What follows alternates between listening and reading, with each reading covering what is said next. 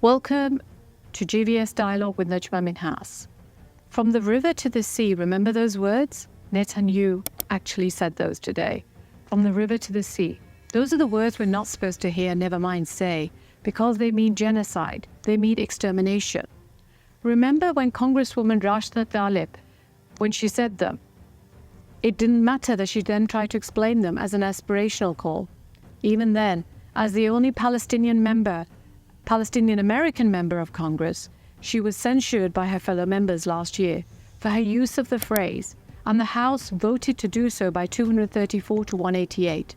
It was just a rap on the knuckles, but it didn't really mean much. But still, it's not nice being told off by your colleagues. I'm the only Palestinian American serving in Congress, Mr. Chair, and my perspective is needed here now more than ever. I will not be silenced, and I will not let you distort my words. The American Jewish Council and the Anti-Defamation League told us it's a rallying call for terrorists and their supporters. Elon Musk tells us we can't say it, otherwise we're banned from X, and we can't live without X. And Zuckerberg, well, he likes to stay in the background and never really gives any public pronouncements. But his platforms, they probably just shadow ban you if you say such things. The AJC say it's a call to arms for pro-Palestinian activists, especially student activists on college campuses. And according to them, and now listen to what they say, how they explain it. From the river to the sea. But what does it really mean? Those hearing this for the first time probably don't know that this is a call to action against Jews. This isn't a message of peace. It's a call for the end of the world's only Jewish state and its people. Two university presidents, the University of Penn and Harvard University, both lost their jobs because they didn't control the students on their campuses saying such slogans because they're anti-Semitic slurs. Palestine will never die! We are here to be in touch with reality, the reality of genocide. But yesterday, when rejecting Tony Blinken's statement at Davos, where he spoke of a two-state solution being an important part of peace in the region, the alpha male Benjamin Netanyahu, he just lost it. He let loose and he says that this has to include a pathway to a Palestinian state because you're not going to get the genuine integration you need, you're not going to get the genuine security you need absent that. And therefore, I clarify that in any other arrangement, in the future, the State of Israel have to control on the entire area from the river to the sea. Wow. He's not even embarrassed about saying it. In fact, he's proud. He says, I've always believed in it. He has on many occasions said he's always believed it since 1996. There should be no state for Palestinians. It would endanger the state of Israel, his words. For 30 years, I am very consistent, and I'm saying something very simple. This conflict is not on the lack of a state of Palestinian, but the existence of a state, the Jewish state. Every area that we evacuate, we receive terrible terror. In fact, while we hear often about Hamas's founding charter, that was actually toned down in 2017, but how about we take a quick look at the 1977 founding charter of Benjamin Netanyahu's Likud party, which states, between the sea and the Jordan, there will only be Israeli sovereignty.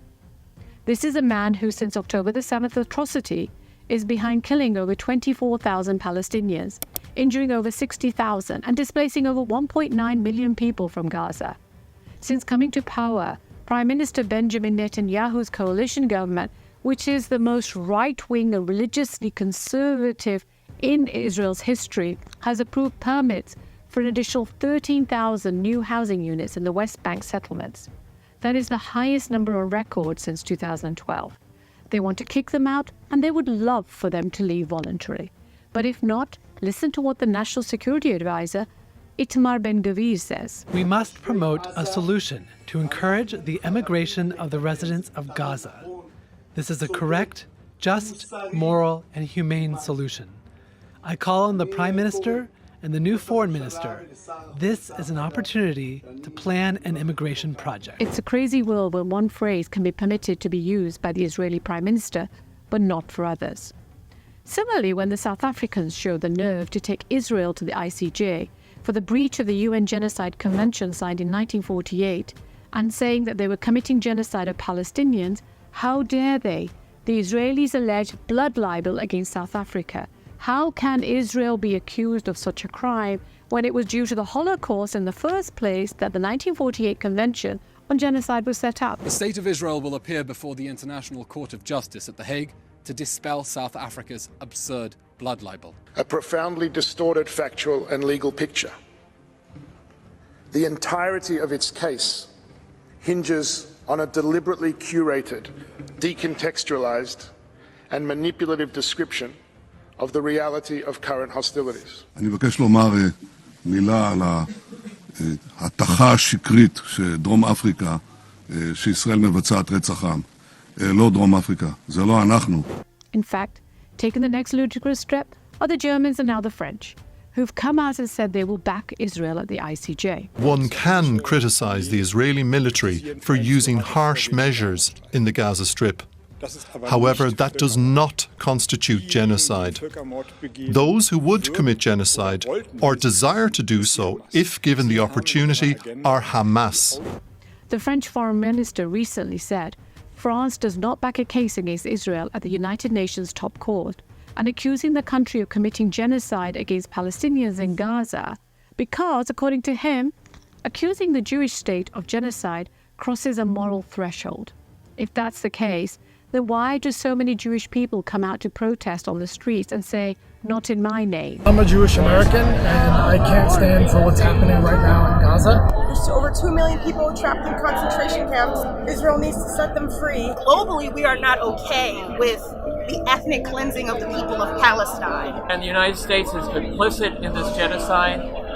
I am so ashamed of my government. But even if we put that aside, and it's understandable that the French and the Germans and their generations to come should pay penance for their role in committing the Holocaust under the Nazi regime in Germany and the Vichy regime in France, but why impose their past sins on the rest of the world and not let the rest of us call a spade when we see one? Ceasefire now!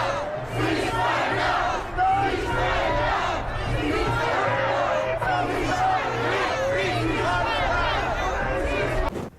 Then comes the United States, which has some strange self-abusive relationship with Israel.